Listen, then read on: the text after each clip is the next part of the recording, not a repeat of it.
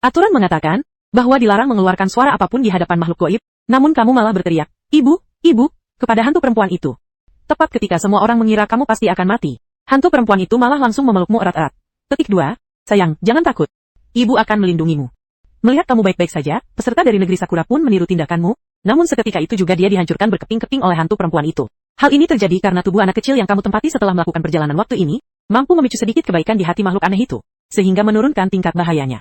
Saat itu, hantu dokter wanita itu menatapmu dengan wajah lembut, tempat ini berantakan, ibu akan membawamu ke sana. Kamu mengangguk dengan patuh dan, secara sukarela menggenggam tangannya. Tak lama kemudian, hantu dokter wanita itu membawamu ke dekat sebuah ayunan. Kalau mau main, silahkan main. Kamu langsung berlari ke sana, berpura-pura polos dan ceria, sambil melambaikan tangan dari atas ayunan. Di sini seru banget. Bu, ibu mau ikut juga? Tingkat bahaya dokter wanita, 65%. Dia berkata dengan lembut. Asal kamu suka, itu yang penting. Ibu harus bekerja dulu?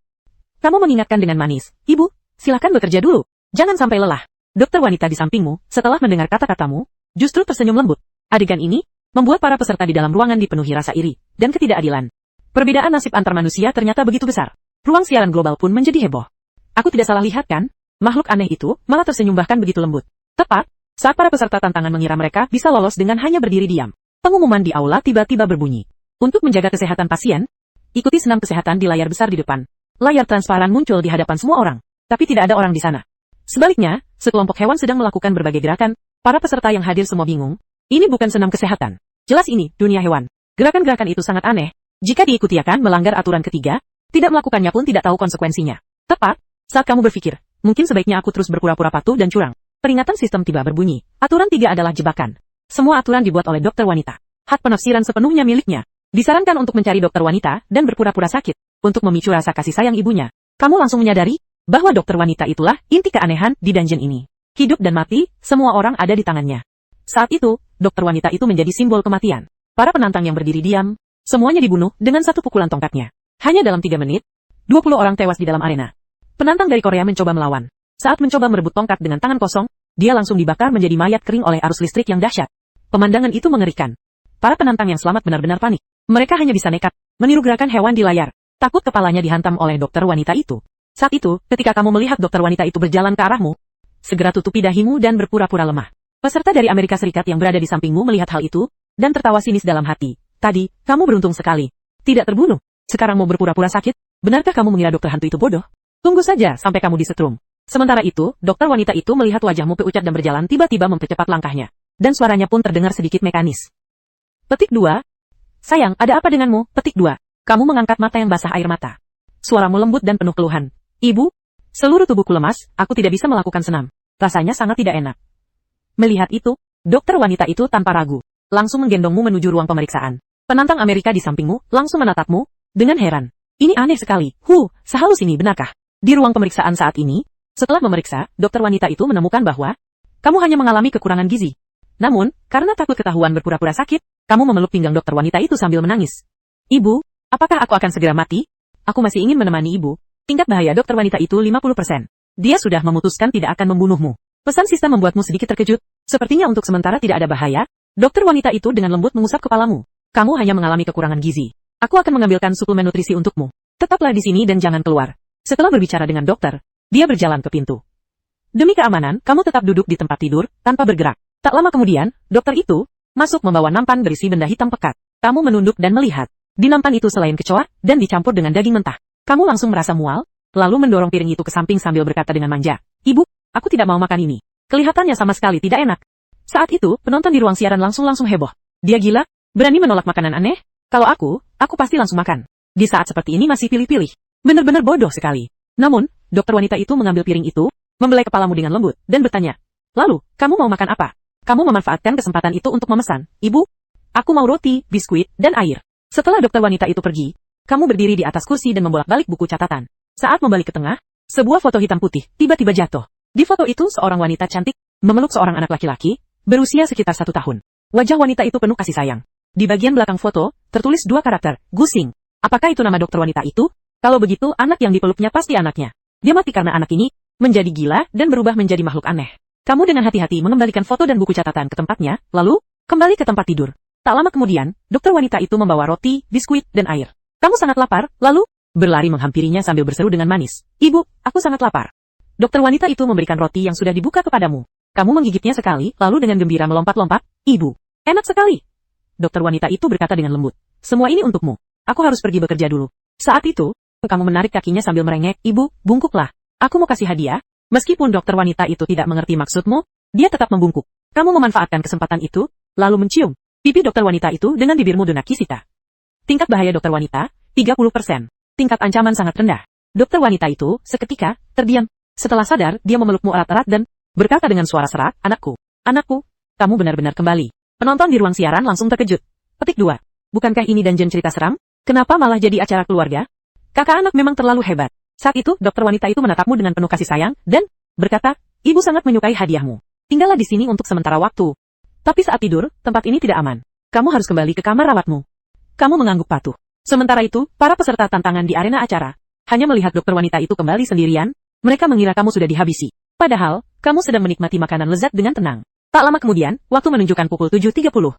Kamu pun mengikuti aturan dan menuju kamar 404 di area rawat inap. Tak lama setelah itu, pengeras suara di luar pintu berbunyi lagi. Saat ini adalah waktu istirahat. Mohon patuhi aturan berikut. Aturan pertama, tidak boleh ada suara apapun. Aturan kedua, jika mendengar ketukan pintu, dilarang membuka pintu. Aturan ketiga, jika mendengar langkah kaki, boleh membuka pintu. Setelah suara pengeras suara berhenti, sistem langsung memberi peringatan bahwa aturan ketiga adalah aturan yang salah. Jika mendengar langkah kaki, dilarang membuka pintu. Dalam sekejap, kamu berkeringat dingin. Sialan. Ternyata ada aturan yang salah. Dunia horor ini benar-benar menyeramkan. Tepat setelah pukul 8, di koridor terdengar langkah kaki yang berat. Suara itu mendekat, memancarkan tekanan yang mencekam. Kamu meringkuk di bawah selimut sambil menggenggam erat-erat spray. Berniat, tidak akan membuka pintu sampai mati. Tak lama kemudian, teriakan para peserta tantangan terdengar berturut-turut dari kamar sebelah. Ternyata aturan ketiga memang salah. Saat itu, kamu mendengar suara di luar pintu semakin mereda. Tepat ketika kamu mengira semuanya akan berakhir, suara ketukan keras menghantam pintu, hingga berderak. Seolah-olah pintu itu akan hancur, dan orang akan menerobos masuk kapan saja. Untuk berjaga-jaga, kamu langsung bersembunyi di bawah tempat tidur. Menutup mulut. Menatap dengan tegang. Pintu dibanting terbuka dengan bunyi keras. Yang masuk adalah seorang satpam yang memegang parang besar. Kaki berdarahnya mendekatimu, kamu menahan napas sekuat tenaga. Sistem tiba-tiba memberitahu bahwa hantu satpam itu memiliki tulang yang kaku. Tidak bisa membungkuk, dan penglihatannya buruk.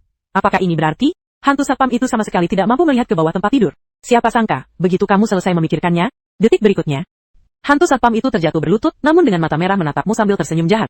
"Aku menemukanmu." Penonton di ruang siaran langsung juga terkejut oleh hantu satpam itu. Sudah berakhir, kali ini benar-benar tak ada harapan. Tepat saat semua orang benar-benar putus asa, kamu justru menutup mulutmu erat-erat dan tak bergerak sedikit pun. Karena kamu yakin hantu satpam itu sedang menggodamu. Karena kekuatannya lemah, maka mustahil baginya melihat dirimu di bawah tempat tidur. Benar saja, setelah tak mendengar suara apapun, hantu satpam itu langsung meninggalkan ruangan. Dan karena takut akan hal-hal aneh di tengah malam, kamu bersembunyi di bawah tempat tidur dan tidur sepanjang malam. Keesokan paginya, suara pengeras suara yang terdengar, seperti suara setan kembali berbunyi. Waktunya minum obat. Aturannya sebagai berikut.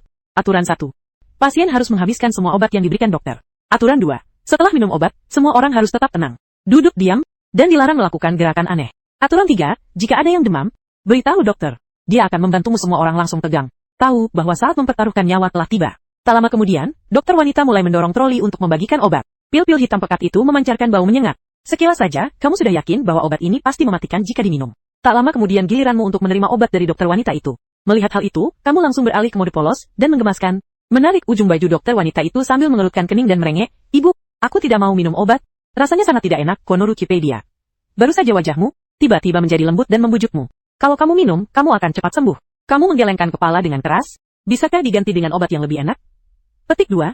Para pesaing di sampingmu tercengang. Anak ini benar-benar menganggap makhluk aneh itu sebagai ibunya sendiri, bahkan meminta obat yang enak. Seolah-olah ini rumahmu sendiri. Aku tidak percaya makhluk aneh itu akan menggantinya. Namun, seketika itu juga, makhluk yang bersaing dengan dokter mengeluarkan sebutir pil berwarna pink, meletakkannya di telapak tanganmu, sambil berkata dengan lembut, "Ini baik untuk tubuhmu. Kamu pasti suka." Kamu menatap pil merah muda itu.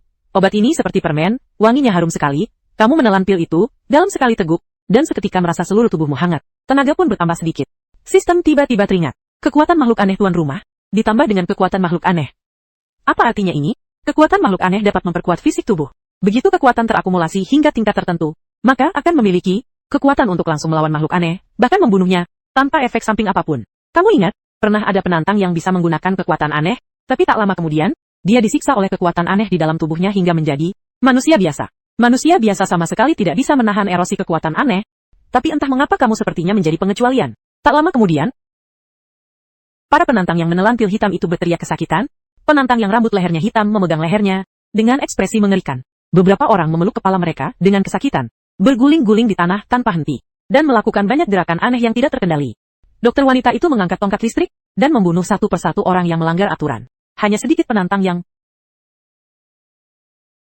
berhasil melewati tahap ini dengan keteguhan hati yang luar biasa, menunggu hingga tubuh mereka memanas, lalu menemui dokter wanita untuk mendapatkan obat penawar. Namun, kamu berdiri di samping dengan tenang tanpa tenang. Menyaksikan dengan tenang bagaimana para penantang itu menderita setelah menelan pil raja. Dalam hati, kamu diam-diam bertanya pada sistem, apa yang terjadi pada mereka? Sistem segera menjelaskan bahwa pil tersebut menyembunyikan kekuatan aneh yang membuat mereka gila. Kamu tiba-tiba mendapat ide cemerlang. Jika kekuatan aneh itu tidak memengaruhi dirimu, apakah itu berarti pil hitam yang baru saja dibawa oleh dokter wanita tadi juga bisa kamu makan? Untuk membuktikannya, kamu berjalan ke sana dan menarik dokter wanita itu. Ibu, pil hitam itu kelihatannya enak. Bisakah ibu memberiku satu? Aku juga ingin mencobanya. Dokter wanita itu agak bingung. Bukankah tadi kamu tidak suka? Kamu merengek. Aku belum pernah mencobanya. Aku ingin mencicipi. Ibu, tolong berikan aku satu ya. Tolong, ibu. Dokter itu kehilangan akal di tengah seruan ibu yang berulang-ulang. Dia akhirnya menyerahkan satu pil hitam kepadamu, sambil mengingatkan. Jika rasanya tidak enak, muntahkan saja. Kamu dengan senang hati menerima pil itu, dan menelannya langsung. Suara notifikasi sistem berbunyi. Kekuatan ekor bertambah 2. Benar saja, kamu tidak hanya tidak merasa tidak nyaman, bahkan tubuhmu terasa lebih ringan dan lincah. Kamu pun mengambil 4 pil yang tersisa di piring, dan menelannya sekaligus. Suara notifikasi, kekuatan aneh bertambah 2. Terus berbunyi. Jelas sekali, kamu bisa merasakan tubuhmu lebih ringan dari sebelumnya. Hatimu dipenuhi kegembiraan yang luar biasa. Sayangnya pilnya terlalu sedikit, tidak cukup. Di sisi lain, di dalam kelompok peneliti buah naga, seorang peneliti terkejut. Tubuh kepala tim rusa sepertinya memiliki keunikan. Tidak hanya kebal terhadap erosi kekuatan aneh, bahkan kekuatan aneh itu sendiri dapat memperkuat tubuhnya. Sepertinya kita telah menemukan harta karun. Sementara itu, di dalam dunia cerita seram, pada tahap mengonsumsi pil saja sudah ada 20 orang yang tewas. Kini hanya tersisa 50 orang di lapangan. Setelah sesi mengonsumsi pil selesai, selain kamu semua orang sudah kelelahan. Namun, ini jauh dari selesai. Suara pengeras suara kembali berbunyi. Selanjutnya adalah waktu pemeriksaan. Aturan pertama, setiap orang harus menghormati dokter wanita sepenuhnya. Dilarang melawan dengan kekerasan. Aturan kedua, semua diagnosis dokter harus diterima. Aturan ketiga, dilarang menyembunyikan sesuatu dari dokter. Dalam sekejap, semua orang mengantre di depan ruang pemeriksaan. Kamu sangat familiar dengan ruangan ini, karena kemarin kamu sudah menghabiskan setengah hari di sini. Tahap ini bagimu lebih mudah daripada ujian terbuka. Tak lama kemudian, peserta pertama masuk dengan gemetar. Tak lama setelah itu, terdengar teriakan mengerikan dari dalam. Lalu tak ada lagi suara. Semua orang gemetar ketakutan. Saat giliranmu, kamu langsung berlari ke arah dokter wanita di ruang pemeriksaan. Memeluk pinggangnya sambil menggosok-gosokkan tubuhmu. Ibu, aku tahu pasti ada kamu di sini. Senang sekali melihatmu. Dokter wanita seketika melepaskan semua sikap dinginnya. Menjadi lembut dan penuh kasih. Bukankah kita baru saja bertemu, Teh? Kenapa? Kamu sudah seperti ibu secepat ini.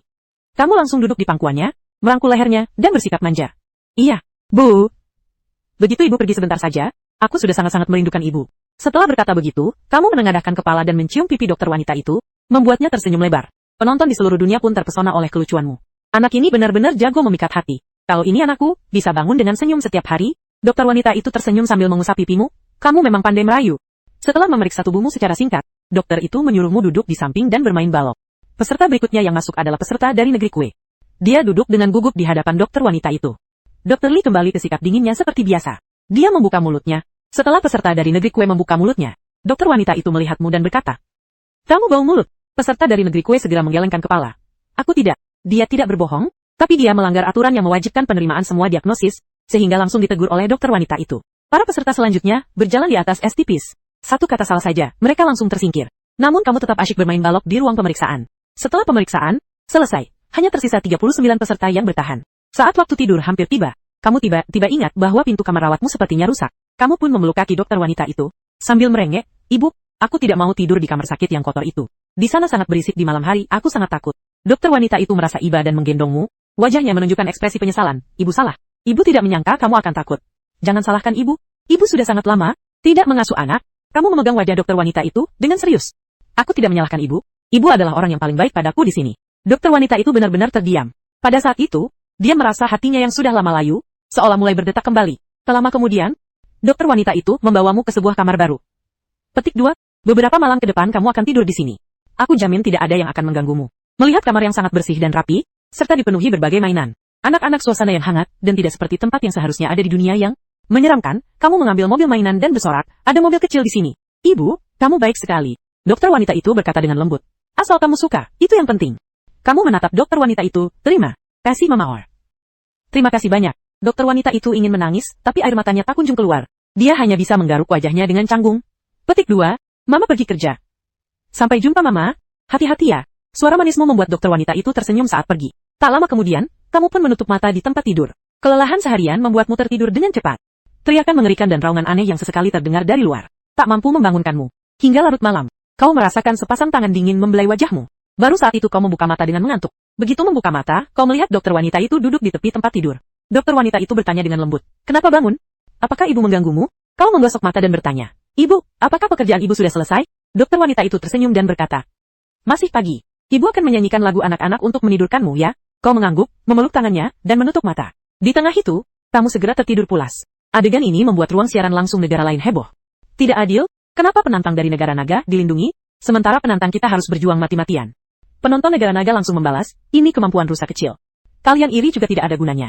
Keesokan harinya, setelah bangun, dokter wanita itu sudah pergi. Hanya tersisa roti dan air di atas meja. Setelah makan, kamu menunggu cukup lama, waktu minum obat hampir, dokter wanita itu belum juga kembali. Demi minum obat untuk meningkatkan kekuatanmu, kamu memutuskan untuk mencari dokter wanita itu sendiri. Begitu kamu keluar dari pintu kamar, kamu langsung melihat koridor yang panjang. Saat kamu sedang memikirkan kemana harus pergi, di koridor yang sunyi itu, tiba-tiba terdengar suara langkah kaki berat yang familiar. Itu adalah hantu satpam. Bukankah dia seharusnya berada di area rawat inap? Oh, lagi pula, sekarang belum waktunya tidur. Hatimu berdebar kencang. Kamu segera menempel di dinding dan menahan napas. Namun tak lama kemudian, dalam cahaya redup, sebuah bayangan yang goyah mendekatimu dengan cepat. Ada apa? Ini, bukankah dia buta? Saat kamu masih bingung, sistem tiba memberi peringatan, keluar dari ruang rawat. Penglihatan hantu petugas keamanan akan pulih. Sialan, kenapa tidak bilang dari tadi? Kamu mengumpat sebentar lalu berbalik dan berlari. Namun, hantu petugas keamanan sangat cepat. Kaki pendekmu sama sekali tak bisa mengimbangi. Saat hantu petugas keamanan hampir mengejarmu, penonton di siaran langsung. Longgo semua penonton berkeringat karena cemas. Sementara penonton dari negara lain mengejek. Tanpa dokter wanita, bocah ini cuma sampah. Dia sudah tak bisa mengimbangi hantu penjaga. Jadi dia mencoba segala cara. Dia berteriak keras, "Ibu, selamatkan aku." Tepat saat kapak besar hantu penjaga akan menebas, dokter wanita tiba-tiba muncul seolah baru bangun tidur. Dengan tongkat listrik, dia menendang kapak itu hingga terlempar. Lalu dengan mantap melindungimu di belakangnya. Level dokter wanita itu jauh lebih tinggi daripada hantu penjaga. Hantu penjaga langsung tertekan oleh aura dokter wanita itu, dan ambruk di tanah, memohon belas kasihan dengan tak karuan, "Jangan bunuh aku, jangan bunuh aku." Begitu dokter wanita itu menyadari nyaris kehilangan anak didiknya, api hitam langsung menyala. Wajah cantiknya berubah menjadi mengerikan, dia teringat penderitaan kehilangan anak di masa lalu. Dengan amarah meledak dia meraung, "Berani menyentuh anakku? Satu helai rambut pun tak akan tersisa." Bersama dokter api, amarah hitam bergolak di sekelilingnya. Tongkat listrik di tangannya, tiba-tiba berubah menjadi pedang tajam yang diliputi aura pekat dan aneh. Dengan amarah yang meluap-luap untuk melindungi anaknya, ia menusuk langsung ke dalam tubuh hantu penjaga. Hantu penjaga seketika tercabik oleh kekuatan yang mengamuk di dalam tubuhnya. Bahkan sebelum hantu penjaga sempat menjerit, ia sudah terkejut luar biasa. Petik 2, inikah kekuatan sejati dokter wanita itu? Dengan pendukung sekuat ini, bukankah aku pasti menang dalam permainan horor ini? Saat itu, dokter wanita itu buru-buru berbalik, memeriksa tubuhmu dari atas ke bawah. Suaranya penuh kecemasan. "Anakku, kamu tidak terluka kan? Kenapa tidak tinggal di kamar? Di luar sangat berbahaya." Kamu mengedipkan mata dengan polos, "Waktunya minum obat." "Aku ingin minum obat." Dokter itu menggelengkan kepala, campuran antara pasrah dan tertawa, "Anak bodoh. Nanti kamu tidak perlu minum obat-obatan itu lagi, itu bukan untukmu." Mendengar kata-kata itu, kamu segera menyadari bahwa dirimu sudah tidak terikat oleh aturan di sini. Lagi pula, dokter itulah pembuat aturan-aturan ini. Namun, kamu tetap menggelengkan kepala, bersikeras, "Aku suka rasa pilnya, berapapun jumlahnya, aku bisa memakannya." Di dalam hatimu, kamu tahu bahwa hanya dengan memakan lebih banyak pil, kamu bisa memiliki lebih banyak kekuatan aneh untuk melawan keanehan. Dokter wanita itu, meskipun tidak tahu mengapa kamu begitu menyukai pil-pil itu, akan memenuhi keinginan anaknya. Dia membawamu kembali ke kamar, dan tak lama kemudian, dia kembali membawa nampan penuh pil berwarna hitam dan merah muda. Dia sedikit cemas, dan bertanya dengan ragu, "Sayang, banyak orang sudah mati karena memakan pil-pil ini. Kamu yakin mau memakannya?" Kamu dengan sangat yakin mengambil satu pil hitam, dan memasukkannya ke mulutmu. Suara notifikasi kekuatan aneh +2 bergema di benakmu. Kemudian kamu mengambil lagi satu pil merah muda dan menelannya. Saat kekuatan anehmu bertambah, seiring kamu terus memasukkan pil-pil itu ke mulutmu, kekuatan anehmu terus meningkat. Tiba-tiba sistem dengan pesan khusus, "Selamat tuan rumah. Kekuatan aneh telah mencapai 100. Keterampilan Perisai Fajra telah terbuka, dapat menahan satu serangan mematikan. Waktu pendinginan 2 hari, fisik +502. Lari sejauh 1000 meter tanpa kehabisan napas. Mengangkat kapak dengan satu tangan tanpa beban, hatimu terkesima, kecepatan peningkatan ini terlalu cepat. Sepertinya, aku harus mencari lebih banyak pil untuk dimakan." Sementara itu, dokter wanita di sampingmu, melihatmu mengonsumsi pil dengan gila-gilaan, dengan penuh kebingungan. Pil ini bahkan tidak pernah diminati oleh makhluk aneh sekalipun, mengapa anak ini begitu suka memakannya? Saat itu, kamu menarik ujung bajunya.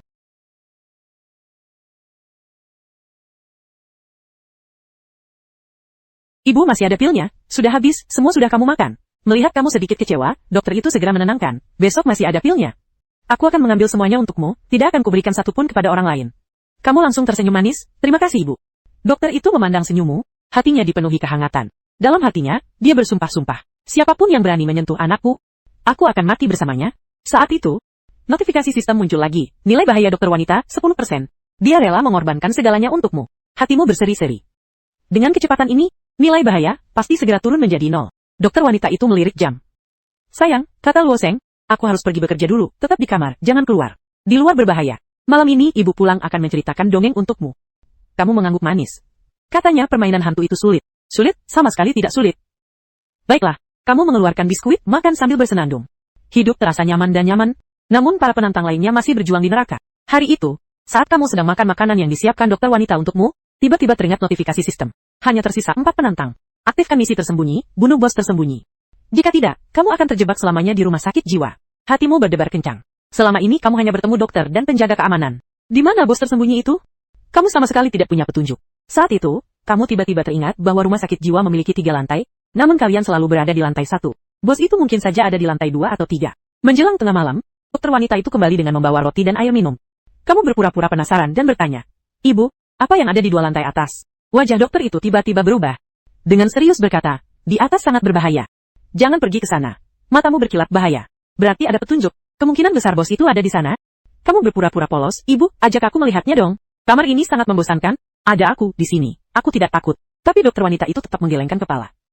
"Dengarkan ibu, jangan pergi." Saat itu, muncul notifikasi sistem. Menyelidiki seluruh gedung akan membantu misi. Jika perlu, kamu bisa mencium dokter wanita itu. Kamu mendesah dalam hati. Awalnya ingin mengambil rute pria tangguh. Tapi sekarang hanya bisa mengandalkan kelucuan. Kamu meringkuk di pelukan dokter wanita itu. Berkata dengan nada sedih, "Ibu, aku ingin bermain di lantai atas. Di sini terlalu membosankan. Mau dengar kata-kataku?" Huhu, dokter wanita itu tak tahan melihat anak menangis. Hatinya langsung hancur. "Sayang, jangan menangis. Ibu akan membawamu ke sana. Tapi kamu harus janji pada ibu.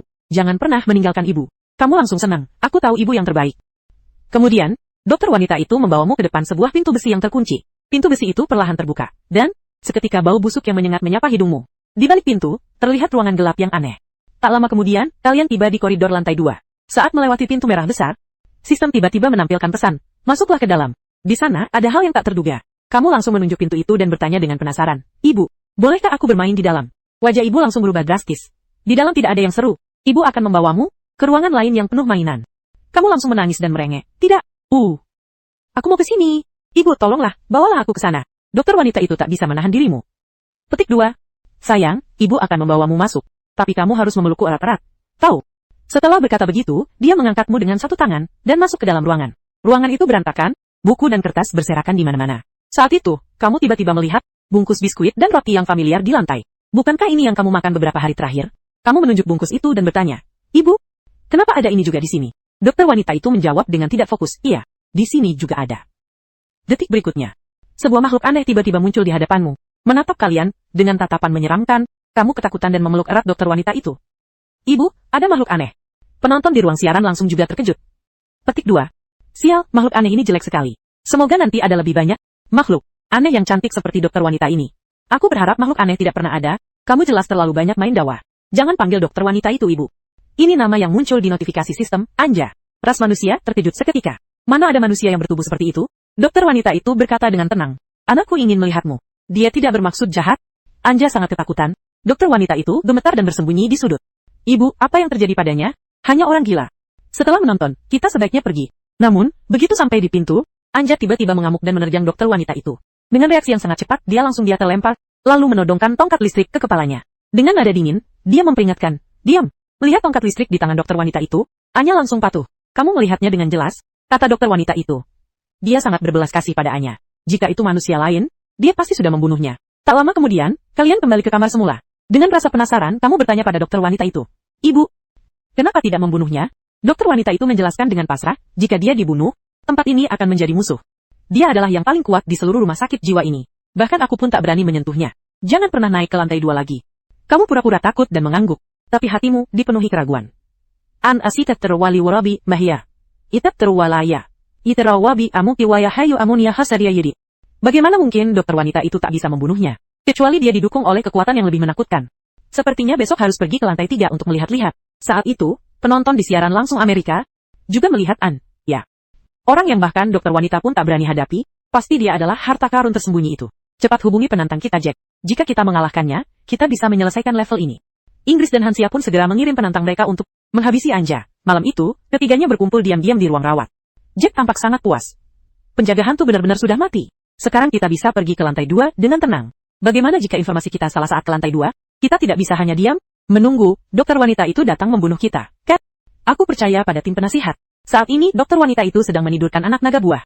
Jika kita bekerja sama peluang kita lebih besar. Jangan berlama-lama. Tak lama kemudian, ketiganya tiba di depan pintu merah besar itu.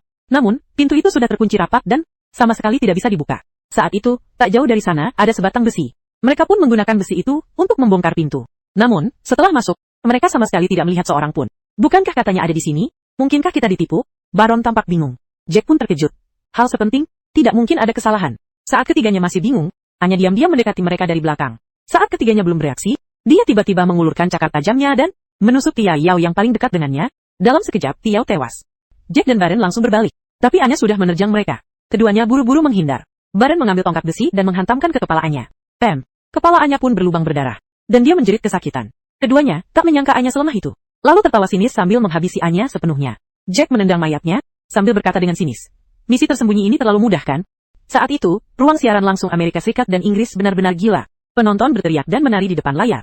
Merayakan pahlawan mereka yang telah membunuh bos tersembunyi. Sementara itu, kamu masih tertidur pulas dan sama sekali tidak tahu apa yang terjadi. Jack dan Baron menunggu semalaman di ruang rawat. Namun tak kunjung menerima notifikasi misi selesai. 8 putaran kegelisahan, menggosok-gosok tangan, mungkinkah misi gagal? Jack bersikeras. Tidak mungkin. Analis negara kita adalah yang terbaik, tapi hatinya sudah panik. Hingga keesokan harinya, masih tak ada kabar misi selesai.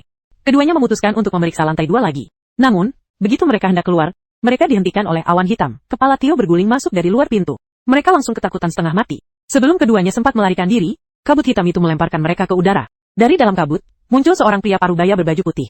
Anehnya memeluk Anya yang sudah meninggal. Kalian yang membunuh putriku. Raung pria aneh itu. Hingga tanah pun bergetar. Putrinya yang telah dia lindungi selama bertahun-tahun. Ternyata 2 manusia. Harapan di hatinya lenyap sepenuhnya. Dia akan membuat semua manusia di sini lenyap. Kematian terlalu mudah bagi kalian. Jack dan Hachirin, yang seketika diselimuti rasa sakit yang mengerikan seolah digigit jutaan serangga beracun.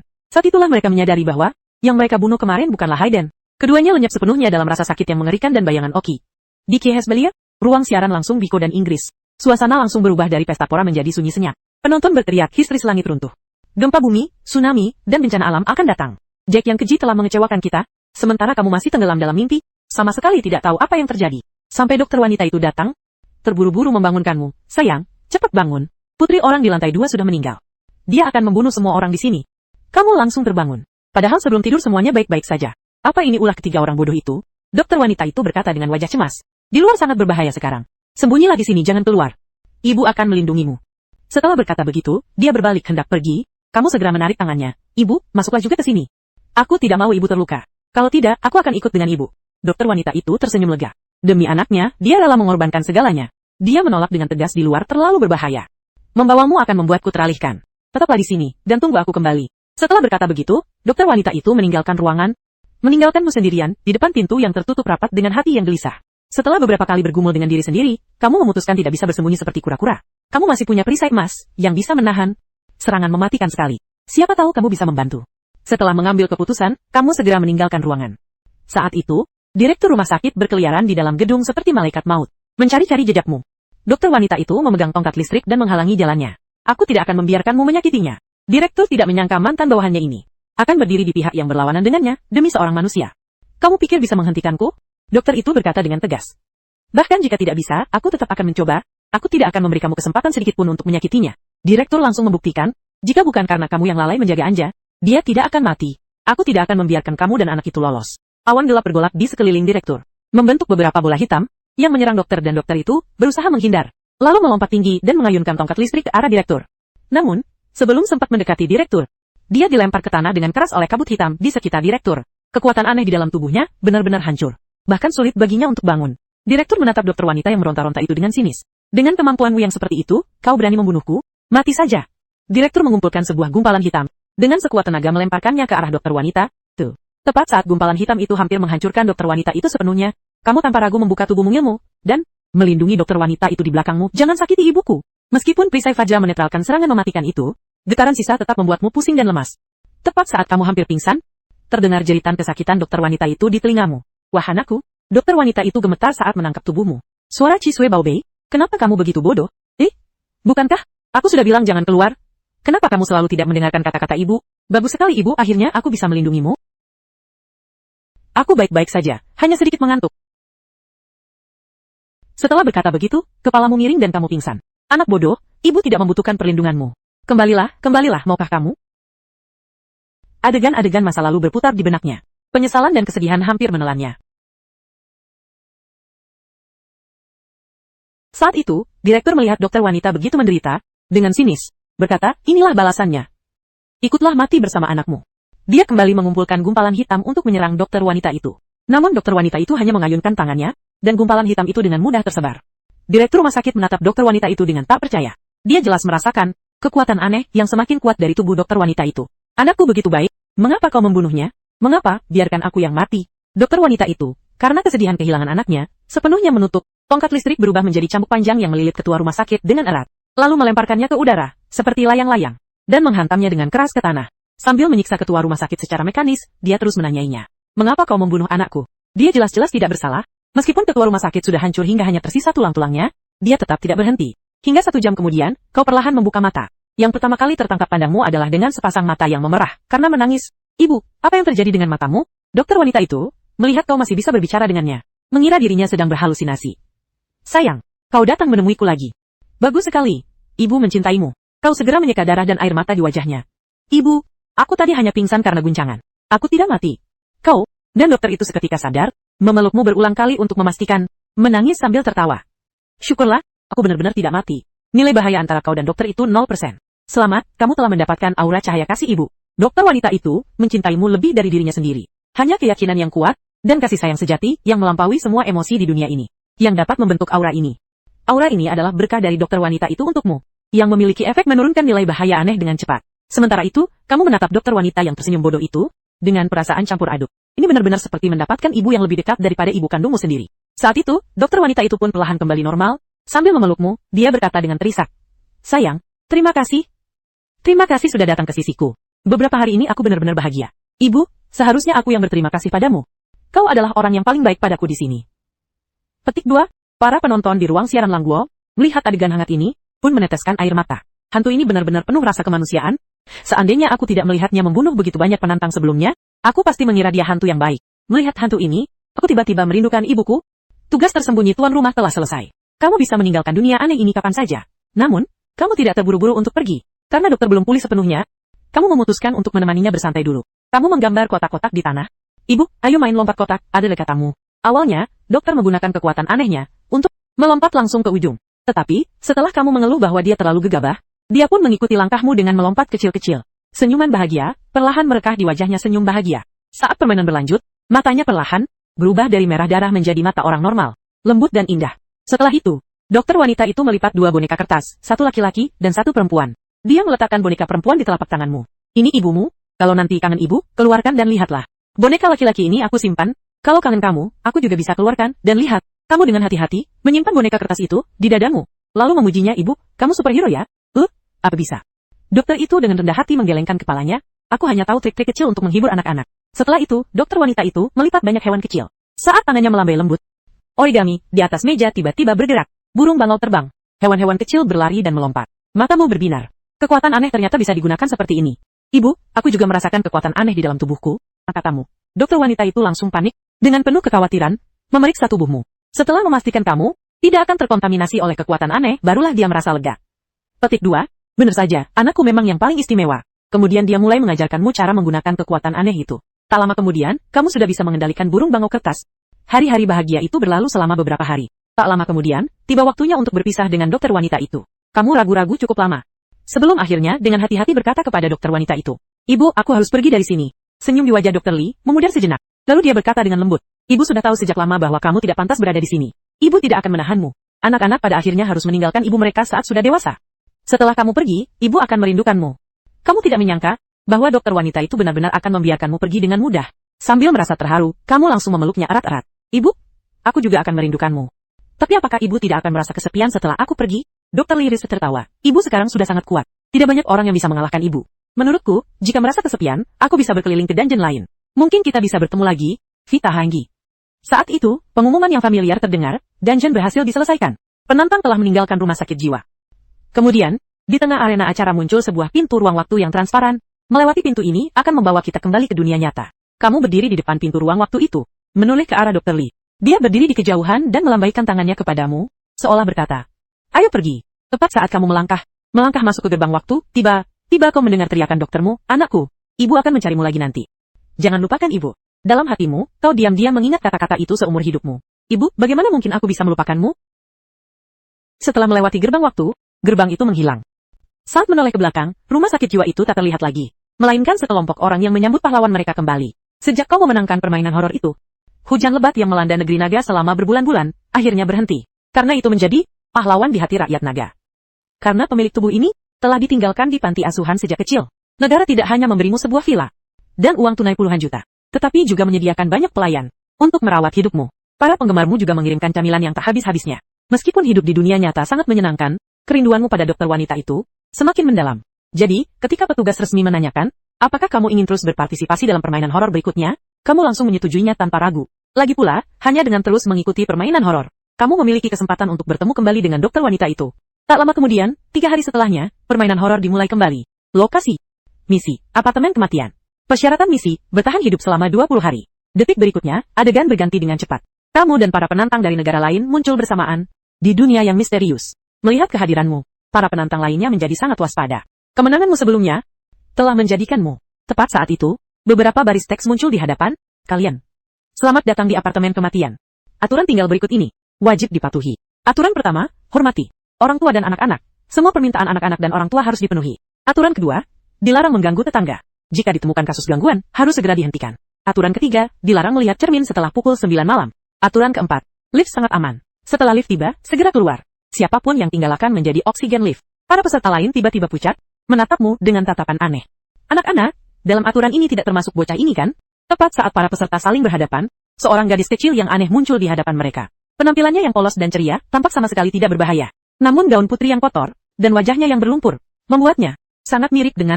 Melihat orang-orang di halaman, dia langsung bersemangat. Petik 2, wah hari ini banyak mainan ya. Tapi, dari sekian banyak mainan ini, siapa yang harus aku mainkan dulu? Para penantang langsung waspada. Ujian aturan pertama telah tiba. Saat itu, sistemmu juga memberikan peringatan kepada Yunke. Kamu masih aneh, tingkat bahaya sangat tinggi. Sedang menganalisis pertahanan psikologis. Melihat peringatan sistem itu, kamu langsung terkejut. Tingkat bahaya yang aneh. Ini ternyata lebih. Saat itu, Yunke berlari ke hadapan penantang dari Pakibo. Paman, bisakah paman menggendongku? Aku ingin menggendong kuda kecil. Melihat hal itu, lawan tersebut menghela napas lega, segera berjongkok untuk menggendongnya. Kemudian, atas permintaan Yunke, mereka berlari mengelilingi halaman sebanyak 20 putaran. Hingga Yunke puas setelah dia kelelahan. Yunke bertepuk tangan dengan gembira, seru sekali. Terima kasih he, Yunke memang anak yang paling sopan. Adegan ini membuat sebagian penantang merasa, bahkan penonton di siaran langsung global pun, merasa Yunke sangat menggemaskan. Namun, detik berikutnya Yunke berlari ke arah penantang dari negeri Sakura. Lawannya dengan lembut berjongkok menyambut Yunke. Namun mendengar suara manisnya, "Paman, aku ingin hatimu. Bisakah kau memberikannya padaku?" Wajah penantang dari negeri Sakura membeku, dan ia segera menolak dengan tegas. "Jika paman memberikan hatinya padamu, paman tidak akan bisa hidup lagi." Namun sebelum kalimatnya selesai, langsung diubah oleh Yunke. Para peserta yang hadir terkejut dan membeku di tempat, sementara penonton siaran langsung juga terkejut oleh Yunke. Astaga, ini bukan anak kecil. Jelas-jelas setan kecil. Saat itu, pandangan Yunke tertuju padamu. Anak kecil yang tingginya hampir sama dengannya. Yang menarik minatnya, dia berlari cepat ke hadapanmu. Dan, dengan ceria, membandingkan tinggi badan kalian. Setelah menyadari bahwa kamu lebih tinggi darinya, dia tertawa gembira. "Kamu lebih tinggi dariku. Jadi anggap saja aku kakakmu," katanya sambil meletakkan jari telunjuknya di dagu. Seolah sedang memikirkan sesuatu. "Kakak, kenapa kamu di sini? Apakah karena tidak punya ayah dan ibu juga?" Kamu mengangguk. "Ya, aku juga yatim piatu." Yunke menatapmu dengan wajah penuh simpati. "Kakak, kasihan sekali. Ternyata sama seperti aku." Tapi seketika itu juga, ekspresinya berubah drastis. Petik 2, kalau begitu karena kamu kakakku, bolehkah aku minta kepalamu? Saat kamu masih bingung, muncul notifikasi sistem muncul pesan, Yunke sangat kekurangan kasih sayang. Disarankan untuk menyetujui permintaannya, dan menyembunyikan kepala di dalam baju, menciptakan ilusi alis yang berkerut. Pengingat, hangat. Memberikan hadiah kepada gadis kecil secara tepat sangatlah penting. Maka kamu mengikuti perintah sistem, menyembunyikan kepala di dalam baju, lalu melompat-lompat sambil menggoda adik Yunke. Lihat, kepalaku hilang. Seru kan? Yunke menonton dengan gembira, bertepuk tangan dan berteriak. Lagi, lalu kamu mengeluarkan seekor burung origami dari saku, mengendalikan burung itu terbang di udara dengan kekuatan aneh adik. Ini untukmu. Mata Yunke berbinar, dia memegang burung origami itu dengan hati-hati di telapak tangannya. Indah sekali. Apa ini? Saat itu, peringatan sistem berbunyi, tingkat bahaya Yunke 85%. Tingkat bahaya turun menjadi 0%. Dia akan sepenuh hati menganggapmu sebagai kakak dan melindungimu. Saat itu kamu baru yakin bahwa Yunke adalah target yang perlu diubah dalam misi ini. Dengan suara lembut kamu menjelaskan, ini adalah burung origami. Menurut legenda 000 ekor. Maka semua keinginan akan terwujud. Yunke Hazoglami Deleti dengan sangat berharga memasukkan burung kertas itu ke dalam tas lempangnya. Petik 2. Ini adalah hadiah pertama yang aku terima. Aku akan menyimpannya dengan baik. Terima kasih kakak. Kamu tidak menyangka? Yunke begitu berharga bukan burung kertas ini. Dia berjanji sambil tersenyum. Kalau hilang pun tidak apa-apa. Aku akan melipatnya lagi untukmu. Mendengar itu, Yunke Samki Dinirun Getim Ruki Bedipa dengan gembira melompat ke pelukanmu. Alhamdulillah, Yunke akhirnya punya kakak. Saat itu, Yunke dengan berat hati melepaskanmu. Kakak, aku mau main sama orang lain dulu. Nanti aku balik lagi. Kemudian Yunke melompat-lompat ke hadapan Paman Anggur. Sang penantang. Paman, lenganmu tebal sekali. Bisa kuberikan padaku? Paman Anggur sang penantang langsung meniru caramu menyembunyikan lengan di balik baju, sambil membuat berbagai ekspresi aneh. Lihat lengan aku. Hilang. Hei, dia tumbuh lagi. Hilang. Tumbuh lagi. Tingkah laku seperti sirkus ini benar-benar membuat Yunke marah. Dia langsung merobek-robek penantang grab di depannya. Lalu, dengan marah berkata, ya, Yunke paling benci orang yang mempermainkannya seolah-olah dia bodoh. Adegan ini membuat para penantang di sekitarnya benar-benar terkejut. Astaga, ini terlalu diskriminatif. Setelah satu putaran bermain, dari 139 penantang itu kini tinggal 110. Saat itu, Yunke Kinyak Zomdetulese yang sudah puas bermain berkata sambil tersenyum. Ayo semua, cepat istirahat di kamar apartemen. Sampai jumpa besok. Lalu, semua orang bergegas menuju apartemen. Namun, saat kamu hendak masuk lift, kamu ditarik oleh Yunke. Kakak, bolehkah aku tidur sekamar denganmu? Aku takut di malam hari. Melihat Yunke yang tampak begitu menggemaskan di depannya, dia sama sekali tidak bisa menolak kuasa. Dia pun menggenggam tangan Yunke dalam lift. Para peserta dari negara lain yang melihat Yunke masuk, langsung terkejut. Astaga, si bola iblis ini juga masuk. Dan begitu mesra dengan anak dari negara naga, saat lift perlahan naik, aturan aneh itu muncul kembali. Semua orang harus menemukan kamar mereka sebelum pukul 9 malam. Jika tidak, mereka akan dibuang sebagai sampah oleh petugas kebersihan. Banyak peserta menganggap hal ini remeh. Petik 2. Hanya mencari kamar saja? Seberapa sulitnya? Namun, kamu justru waspada dalam hati. Lagi pula, gedung ini bahkan atapnya pun tak terlihat. Pasti bagian dalamnya sangat rumit. Saat itu Yunke mendekati telingamu dan berkata dengan bangga. Tenang saja kakak. Aku sangat hafal tempat ini. Tak lama kemudian, lift berhenti di lantai. Kamu membawa Yunke keluar, diikuti oleh 5 peserta lain dari lantai yang sama. Namun, begitu keluar dari lift, yang terlihat di depan mata adalah koridor gelap, seperti lubang hitam yang tak terlihat dasarnya. Di sampingmu, Yunke mencengkeram tanganmu erat-erat. Aku akan membawamu mencari kamar. Kamu harus pegang tanganku baik-baik ya. Di lorong ini, ada monster. Kamu bertanya dengan ragu. Monster apa? Yunke menjawab dengan samar, tidak apa-apa. Kakak, selama aku ada di sini, dia tidak berani mendekat. Sayangnya, kunci mainan Yunke rusak. Besok pasti tidak seru lagi, katanya. Kata-kata itu membuat hatimu berdebar. Saat menoleh ke belakang, 5 peserta yang tadi mengikuti di belakangmu menghilang tanpa jejak. Kamu menatap kosong sambil menunjuk ke depan. Ayo, kemana 5 orang itu pergi? Yunke menjawab dengan acuh tak acuh. Mungkin tersesat. Sudahlah, kita cepat kembali ke kamar untuk istirahat. Sambil berkata begitu, Yunke menarik tanganmu untuk mencari kamar. Tak lama kemudian, Yunke menunjuk pintu di depannya dan berkata dengan bangga. Ini dia. Aku benar-benar pintar. Kamu mengelus kepala Yunke dan memujinya. Adikku yang paling pintar. Tidak ada yang bisa menandinginya. Petik 2. Mendengar itu, Yunke sangat senang. Tapi tetap bersikap manja. Yunke hebat. Dan, itu udah pasti. Setelah masuk ke kamar, kamu menyadari fasilitas di dalamnya sangat lengkap. Kamar mandi dan dapur pun ada. Yun Taiwan dengan gembira berputar-putar di dalam kamar. Kamar ini bagus. Aku suka. Nanti, aku bisa tinggal di sini bersama kakak. Senang sekali. Tawa Yunke yang seperti lonceng perak, membuatmu pun merasa rileks. Sementara itu, para peserta lain masih terjebak di koridor yang seperti labirin. Di saat yang sama, ada yang terlibat pertarungan hidup mati dengan monster di koridor. Hanya, dalam tahap mencari kamar ini saja, jumlah peserta yang semula 139 orang kini tinggal 90 orang. Di sisi lain, kamu melihat Yunke, yang tampak sangat bahagia dan tak bisa menahan diri untuk bertanya. Yunke, kita baru kenal kurang dari setengah hari. Kenapa kamu bilang aku kakak terbaik? Yunke menjawab dengan jujur. Aku merasakan kehangatan darimu. Seperti saat ibu memelukku dulu. Sayangnya, aku sudah lupa seperti apa rupa ibu. Saat itu kamu baru menyadari, mungkinkah ini pengaruh aura kasih sayang ibu? Petik 2. Baiklah, melihat dia begitu menyedihkan. Aku akan menjadi kakaknya selama 20 hari ini. Lalu kamu, dengan murah hati membuka lenganmu, dan berkata, tidak apa-apa kalau kamu lupa. Sekarang biarkan kakak memelukmu, agar kamu merasakan kehangatan. Ningke terharu, dan langsung terjatuh ke pelukanmu. Betapa indahnya memiliki keluarga. Tidak tahu sudah berapa lama,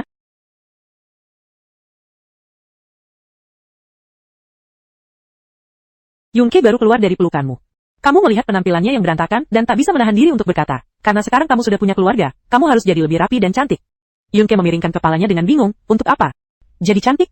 Kalau cantik, kamu akan disukai banyak orang. Adekku yang imut ini, tentu harus memakai gaun cantik dan menjadi putri kecil. Lalu tanpa basa-basi, kamu menarik Yunke ke kamar mandi. Saat melewati cermin, kamu sama sekali lupa aturan bahwa setelah jam 9 malam tidak boleh melihat cermin. Saat kamu dengan serius mengisi bak mandi, tiba muncul tengkorak hitam berambut putih di cermin. Yunke langsung menyadarinya, dan langsung menunjukkan ekspresi garang. Tengkorak itu langsung ketakutan dan buru-buru bersembunyi kembali ke dalam cermin. Saat kamu menoleh kembali ke Yunke, dia sudah berubah menjadi sosok yang manis. Penonton di seluruh dunia, yang menyaksikan siaran langsung itu langsung terpikat oleh kontras yang menggemaskan ini. Gadis kecil ini, ternyata sedang melindungi rusa kecil. Dia benar-benar patuh setelah ditegur oleh rusa itu. Sungguh sangat menggemaskan.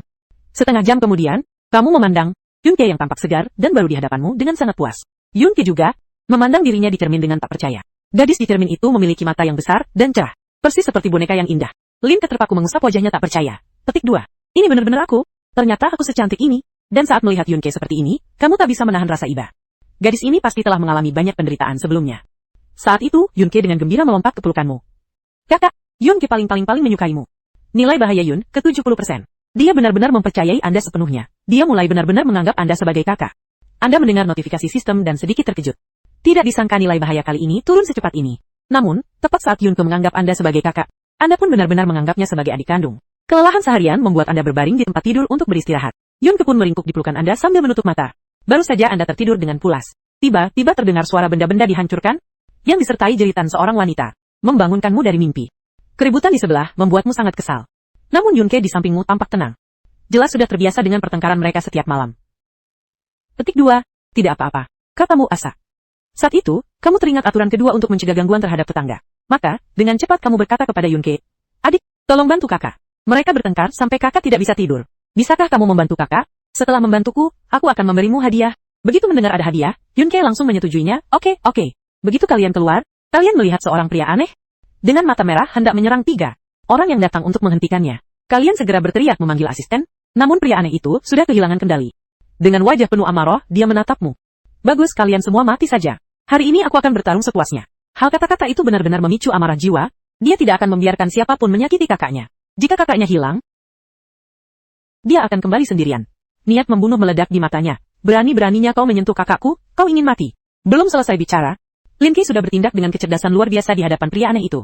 Dengan satu tangan menghancurkan lehernya, 3 penantang, di sampingnya terpaku di tempat oleh cahaya emas. Setelah sadar, mereka terus membungkuk. Yun Qi hanya melirik mereka, dengan dingin. Kalau bukan karena kakakku memaksa aku datang ke sini, kalian sudah mati sejak lama. Kalian pikir aku mau menyelamatkan kalian? Kamu mendekat dan bertanya dengan penuh perhatian. Kalian tidak terluka kan? Ketiganya segera menggeleng. Syukurlah tidak apa-apa. Kemudian, kamu tersenyum kepada Yunke dan berkata, ayo pulang dan istirahat. Yunke, dengan gembira menggenggam tanganmu. Dia sangat suka pulang. Ketiga orang itu memandang punggung kalian yang menjauh, dan mereka berseru kagum. Tak disangka, Xiao Lu begitu baik hati. Pantas saja, bahkan makhluk aneh pun menyukainya. Setelah kembali ke kamar, kamu memberikan seekor kelinci lipat sebagai hadiah kepada Yunke. Dia dengan gembira memeluk kelinci itu dan berlari-lari di kamar, sementara kamu sangat mengantuk dan langsung tertidur begitu berbaring di tempat tidur. Keesokan paginya, begitu kamu membuka mata, kamu mendapati Yunke telah tertidur di atas tubuhmu entah sejak kapan. Pantas saja, semalam kamu sulit bernapas. Setelah ke samping, kamu yang perutnya keroncongan berjalan ke kulkas, berniat mencari sesuatu untuk dimakan, tapi ternyata isinya kosong. Ini adalah aturan makhluk aneh yang muncul lagi. Setiap pagi pukul 7 bisa pergi ke kantin untuk mengambil makanan. Aturan pertama, dilarang terlambat. Siapapun yang tidak datang tepat waktu untuk mengambil makanan, tidak akan mendapat jatah makanan lagi. Aturan kedua, makanan yang diterima harus dihabiskan, dilarang pilih-pilih, dan membuang-buang makanan. Aturan ketiga, dilarang berbicara atau berinteraksi dengan ibu kantin. Jika ibu kantin mencoba mendekati, harus segera menjauh. Kamu menengok jam, dan menyadari sudah pukul 6.30. Kamu buru-buru membangunkan Yunke Sawaliur yang masih tertidur, lalu berlari ke arah kantin. Saat kalian tiba, di kantin, sudah banyak peserta tantangan yang datang untuk mengambil makanan hari ini. Semua orang dengan tertib mengantre. Begitu kamu dan Yunke masuk ke antrean, peserta di sekitar pandangan ketakutan dan aneh. Sial, anak naga buah ternyata membawa pil setan ini. Bagus sekali, kita tamat. Tepat saat itu, teriakan mengerikan tiba-tiba terdengar dari depan. Seorang peserta, hanya karena tidak sengaja bertatapan dengan bibi kantin, langsung dihancurkan habis-habisan olehnya. Meskipun semua orang menunduk dan bergerak dengan hati-hati, masih ada 10 peserta yang tewas secara beruntun. Saat itu, kamu melihat ada yang berhasil mengambil makanan. Di piringnya ternyata dipenuhi daging busuk yang dipenuhi cacing. Bau busuk yang menyengat membuat perutmu mual. Namun, Yunke malah bersemangat, kakak itu daging. Aku mau merebutnya. Kamu segera menahannya. Jangan terburu-buru, kita juga akan mendapatkannya nanti. Melihat ibu kantin yang pucat pasi dan tak berdarah, hatimu tak bisa tidak merasa takut. Saat itu, notifikasi sistem muncul. Ibu kantin, aneh. Tingkat bahaya, sangat tinggi. Kelemahannya adalah matanya. Kamu langsung punya ide. Kamu berbisik pada Yunke, nanti saat mengambil makanan, kalau dia mau menyentuhku, kamu lompat dan cabut matanya. Aku akan kasih semua dagingnya padamu. Petik 2, Yunke langsung bersemangat dan mengangguk begitu mendengar ada makanan. Tak lama kemudian giliranmu mengambil makanan. Kamu menundukkan kepala dan mengulurkan tangan untuk mengambil piring. Tapi tak ada reaksi. Tiba terdengar tawa Yunke dari atas, kakak. Aku menusuk matanya. Kamu menengadah? Kau melihat Yunke sedang duduk di leher ibu kantin. Jari-jari putihnya menancap di rongga mata. Ibu kantin. Ibu kantin itu merintih kesakitan. Tapi Yunke malah asyik bermain-main, seperti menunggang kuda. Kenapa kamu dulu galak sama aku? Tanyamu sambil tersenyum dan mengacungkan jempol. Petik 2. Adikku hebat sekali. Yunke semakin bersemangat, menggoyang-goyangkan ibu kantin hingga pusing. Para penantang di sekitarnya ketakutan dan mundur beramai-ramai. Tepat saat itu, kamu sudah mendapatkan makanan. Kakak sudah dapat daging busuk, mau main lagi? Bingka menatap daging busuk itu dengan mata berbinar. Lalu langsung melompat dari punggung ibu kantin dan menghampiri kamu. Meninggalkan ibu kantin tergeletak di lantai sambil merintih kesakitan. Setelah mengambil makanan, kalian pun duduk di sembarang tempat di kantin. Sementara para penantang yang tersisa ikut mendapat keuntungan darimu, dan tanpa hambatan mendapatkan daging busuk itu, sehingga mereka pun mulai mengagumimu dalam hati. Sedangkan kamu saat itu, melihat makanan di piring yang tampak seperti mozaik, merasa mual dan sama sekali tidak bisa menelannya. Di sampingmu, Yunke justru makan dengan wajah bahagia. Melihat kamu tidak makan, Yunke berpikir bahwa makanan yang begitu enak, tidak boleh dimakan sendirian. Jadi dia mendekatkan piringnya ke mulutmu. Kakak, ini enak sekali, mau coba? Kamu menggeleng lemah. Aku manusia. Tidak suka makan ini. Apakah di sini ada biskuit atau roti yang bisa dimakan manusia? Linke menggelengkan kepala dengan bingung. Biskuit dan roti, apa itu? Petik 2. Melihat itu, kamu bersiap-siap memakannya dengan pasrah. Linke melihat wajahmu yang kesakitan dan tak bisa menahan rasa iba. Aku tahu ada seorang kakek yang tahu segalanya. Mungkin dia punya apa yang kamu cari. Tapi kakek itu sangat suka main catur adene semuanya. Kalau kalah, dia bisa mati. Tapi aku bisa main catur diam-diam, asakat. Amu. Setelah mendapat jawaban pasti dari sistem, kamu menjawab dengan penuh keyakinan. Tenang saja adik. Kakak jago main catur tapi sangat hebat. Linke di sampingmu matanya berbinar-binar. Dia tidak tahu keberadaan sistem, hanya merasa kakak di depannya tahu segalanya. Benar-benar orang terhebat di dunia. Tak lama kemudian, Yunke membawamu ke depan pintu sebuah ruangan. Tanpa mengetuk, dia berteriak sekeras-kerasnya. Kakek, cepat buka pintu. Aku membawa kakak untuk menemuimu. Pintu segera terbuka. Seorang kakek aneh keluar dari sana. Sistem langsung memberi peringatan, kakek aneh Yang Zi. Tingkat bahaya sangat tinggi, kelemahan sementara tidak ada. Dia suka bermain catur. Disarankan untuk mengalahkannya saat bermain catur, agar ada secercah harapan. Hatimu terkejut. Lansia ini ternyata lebih hebat daripada Yunke. Sepertinya kali ini aku harus bersiap-siap. Saat itu, Yang Zi berbicara dengan ramah. Yunke, kenapa kamu mau main ke sini? Kakakku ingin makan biskuit dan roti. Apa kamu punya di sini? Saat itu, Yang Zi baru menatapmu. Seketika kilatan kecurigaan melintas di matanya. Namun, tak lama kemudian, dia berpura-pura ramah dan berkata, tentu saja ada. Tapi kamu tahu? Kalau mau dapat sesuatu dariku, kamu harus menang catur dariku. Saat itu, kamu dengan penuh percaya diri berkata, aku bisa main catur denganmu. Kalau aku menang, aku harap kamu menepati janji. Yang Zi tertawa terbahak-bahak. Belum pernah ada yang bisa mengalahkanku dalam catur. Tapi kalau kamu kalah, kue itu jadi milikku. Katakan saja catur apa yang mau dimainkan. Aku siap menantangmu sampai akhir. Yang Zi mengusap dagu, berpikir sejenak. Kita mainkan catur ekor, permainan catur tersulit di dunia. Lalu Yang Zi melambaikan tangannya. Papan catur langsung muncul. Ini adalah Rongguo. Di ruang siaran langsung, terdengar jeritan kesedihan. Rusa kecil ini masih begitu kecil. Bagaimana mungkin dia bisa mengalahkan si tua aneh itu? Petik 2.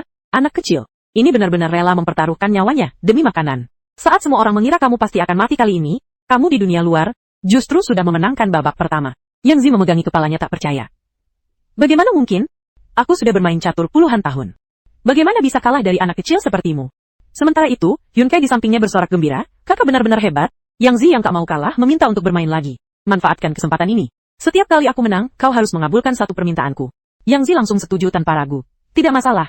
Tapi kali ini kita main catur. Aku tidak percaya, kau juga bisa main catur. Namun, dengan bantuan sistem, kau dengan mudah mengalahkan Yang Zi.